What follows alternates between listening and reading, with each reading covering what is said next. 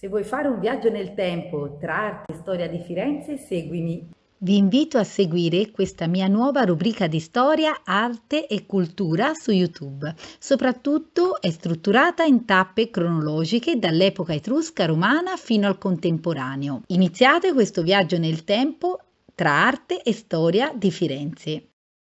Vi illustro brevemente il programma di queste 9 lezioni dedicate a Firenze.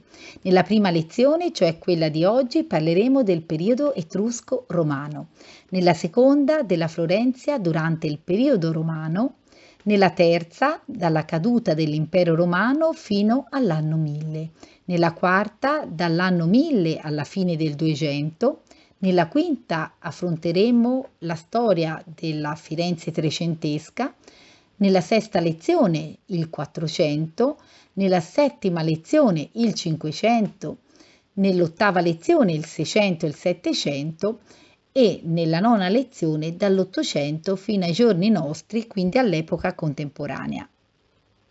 Durante il periodo etrusco-romano, sia Firenze che Fiesole hanno vissuto sviluppi storici distinti ma intrecciati. Partiremo col considerare il periodo etrusco, cioè dal IX secolo a.C. al IV secolo a.C. circa. I primi insediamenti nella zona di Firenze, rilevante proprio per il passaggio dell'Arno, tra il X e l'VIII secolo a.C., sono di tipo villanoviano. La civiltà villanoviana risale alla prima età del ferro e è diffusa soprattutto dall'Emilia-Romagna, l'Etruria fino al sud.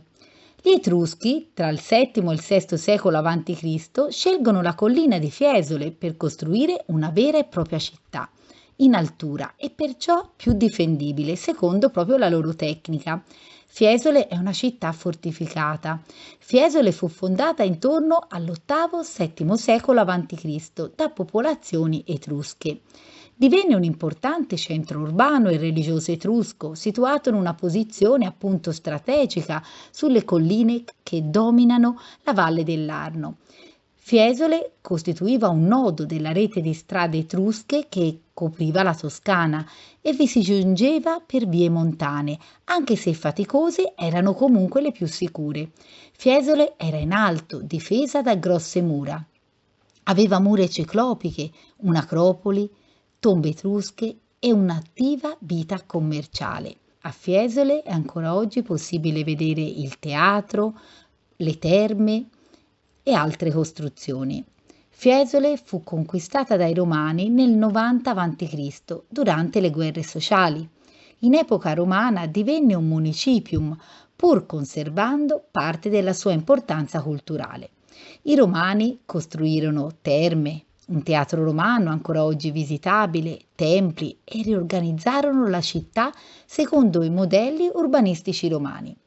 A differenza di Fiesole, Firenze non esisteva ancora come città importante in epoca etrusca.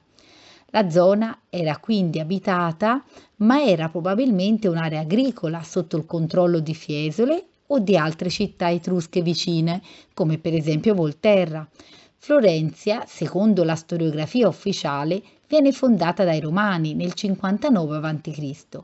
e quindi sotto Giulio Cesare. È lui che ordina la bonifica del territorio.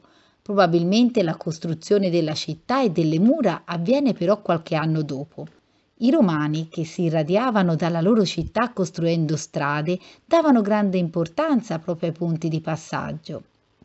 Per i Romani la zona era un punto strategico vicino alla Via Cassia che porta da Roma alla Gallia e si trovava proprio alla confluenza di fiumi come l'Arno e il Mugnone, utili per la difesa e sul punto del guado dell'Arno all'incirca all'altezza del Ponte Vecchio. La sua posizione così strategica lungo il fiume Arno e lungo importanti vie la rese un centro commerciale e agricolo molto fiorente. La legge agraria del 59 a.C. dava ai veterani proprio il diritto di fondare nuove città e memori del loro passato di veterani diventati adesso coloni davano alla città la forma del castrum militare. La forma quadrangolare del campo da guerra diviso in quattro da due strade che si tagliavano in croce. Bisogna immaginare la Firenze augustea molto simile a tutte le altre città di origine e di civiltà romana. L'urbanistica romana della città era ben strutturata, con Cardo e Decumano, le due strade principali, il foro, le terme, l'anfiteatro, i ponti.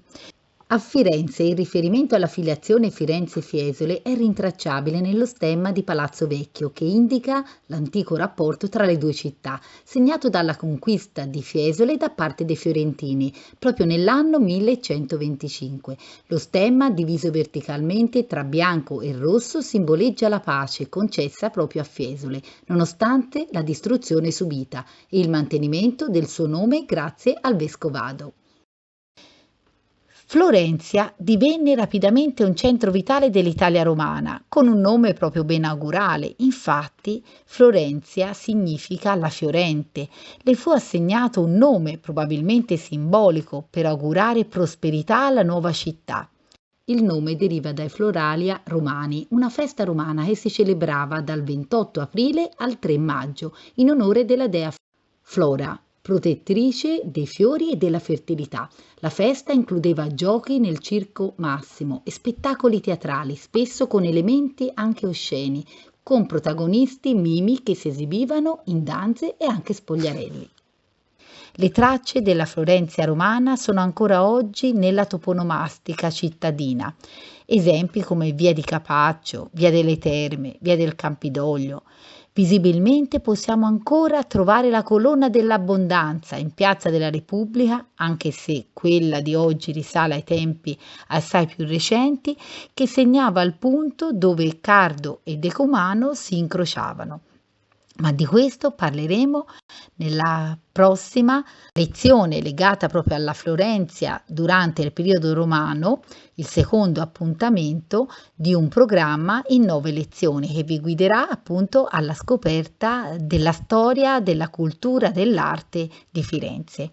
Se il video vi è piaciuto, vi invito a lasciarmi un like, a iscrivervi anche al mio canale affinché possiate seguire tutte le lezioni che pubblicherò, e se desiderate potete anche sottoscrivere una piccola forma da abbonamento che mi aiuterà a diffondere i contenuti in maniera gratuita.